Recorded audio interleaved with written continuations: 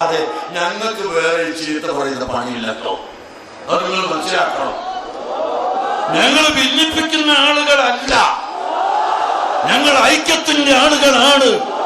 പക്ഷേ സത്യത്തിൽ മാത്രമുള്ള ഐക്യം, സുന്നത്ത് ജമാഅത്തുള്ള ഐക്യം, സുന്നി ഐക്യം, സുന്നി ഐക്യം അതിവിടെ വേണം. അതിന് എന്ത് വില കൊടുത്തും ഞങ്ങൾ പ്രവർത്തിക്കുകയും ഞങ്ങൾ സുന്നത്ത് ജമാഅത്തിന്റെ കൊടിക്കീഴിൽ ജനങ്ങളെ അണിനിരത്തുകയും ചെയ്യും.